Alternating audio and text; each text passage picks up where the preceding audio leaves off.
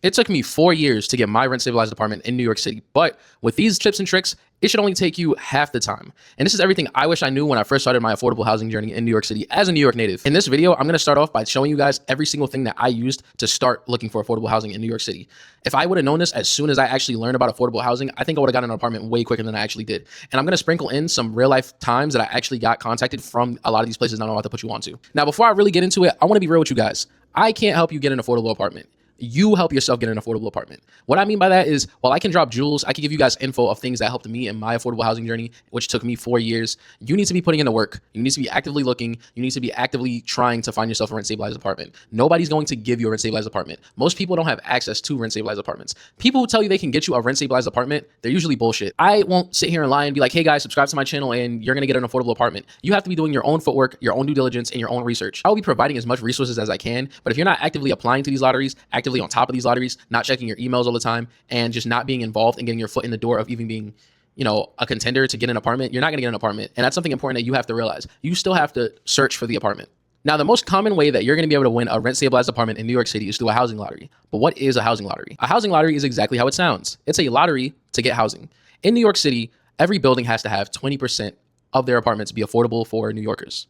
Or that's what we're told anyways. Out of all the buildings in New York City, if it was done on a first come, first serve basis, nobody would realistically be able to move into an apartment easily. So to make it a little bit easier, there is a lottery system. So the first website that you're ever gonna look at that should be your best friend when getting into rent stabilized apartments is gonna be New York City Housing Connect. Now, if you're completely brand new to New York City housing lotteries, then I highly recommend you first checking out New York City Housing Connect. And for those who are already familiar with New York City Housing Connect, I put a timestamp below so you can just skip over so you don't have to watch this segment. But New York City Housing Connect is the most widely used website to help get into rent stabilized apartments. It is extremely luck based, and for the most part, it is only for brand new buildings.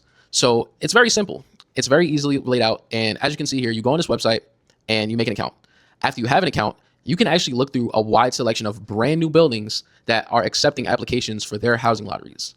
Now, you can apply to any one of these buildings, but they can reject you if you don't actually meet their income requirements. I've been rejected multiple times because I didn't reach the income requirements. So it is something to remember when you are applying. You need to apply for a lottery that actually is within your income range. Even if you can afford the rent price doesn't matter. They will not give you the apartment. They won't even allow you to submit documents for the apartment if you do not have the proper income range. So lotteries typically can take 1 to 3 months. They take a long time to actually be completed. And then after they're completed, a couple days or weeks later, you will get what is called a log number. The log number is basically your spot in line for getting an affordable housing lottery. For example, if 1 out of 100 people applied for a housing lottery, you would get a number between 1 to 100. And if you got log number 1, you are the luckiest man on earth. You're almost guaranteed to get that apartment. And if you got a number of 100, well, you're maybe not that lucky. It is typically good to have an extremely low log number for housing lotteries, but it is random. You're not guaranteed a low log number every time, and there's no special trick to getting a low log number.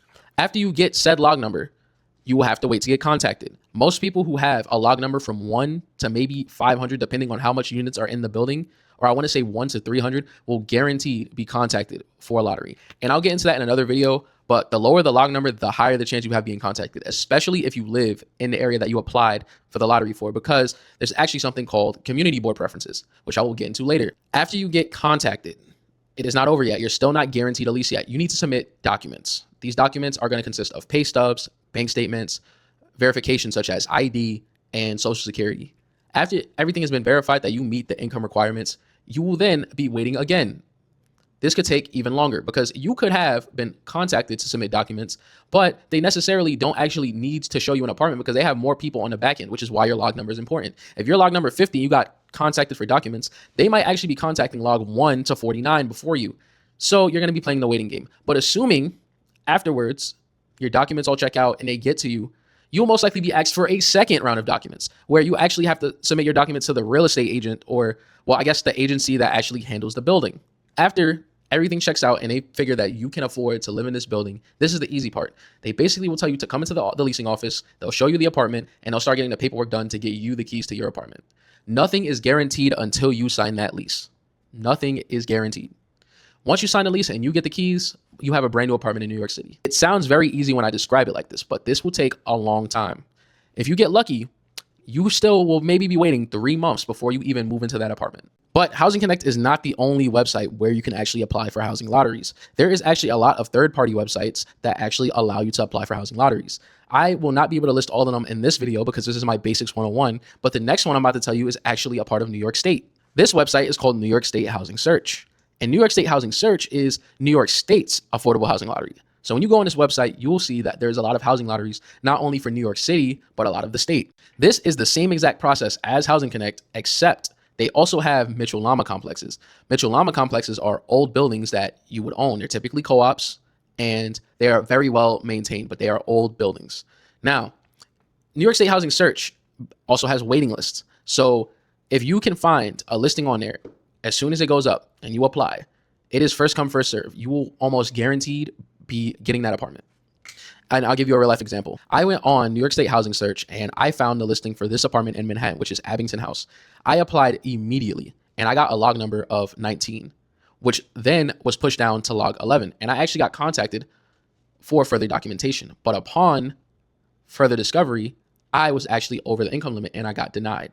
However, if I was actually in the income bracket, I would have had the apartment. I think New York State Housing Search is growing in popularity, but because it's less known than New York City Housing Connect, you still have a higher chance of being contacted on there than you do the main Housing Connect. Now, the third way that you're going to be able to find rent-stabilized apartments in New York City is not via a lottery system, but through apps. If you go on any of these apps, 9 times out of 10, you won't find an apartment that is within your income range.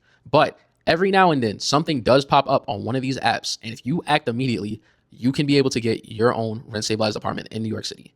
A good example is I was on Trulia, or I believe it could have been Zillow, and I stumbled upon a 1-bedroom in Brownsville. The person posted this listing at 3 in the morning, and I just so happened to be up. And he actually got back to me 3 hours later after I was interested in the apartment. However, I slept because it was so late, and it got rented that same day. Imagine if I actually would have paid attention to my emails, I probably would have had that apartment.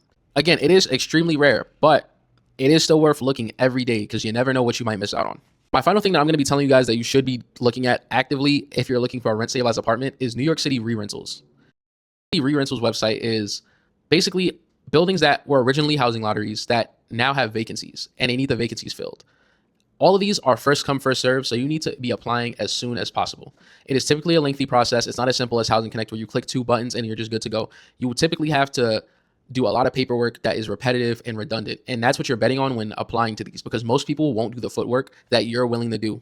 It's also important to remember that this also follows the area median income system where you have to be in a certain income range to actually qualify for the re-rental. Furthermore, these are a list of verified companies that actually help with affordable housing. It's worth reaching out to them to see if you could find their waiting lists. Now, these are all very basic ways to potentially get an affordable apartment in New York City, but it's not the only ways. And in my future videos, I will be posting a lot more extensive ways that you could find a rent-stabilized apartment and more creative ways. So stay tuned for more videos, and I hope this helps anybody who's just starting their affordable housing journey out just a little bit.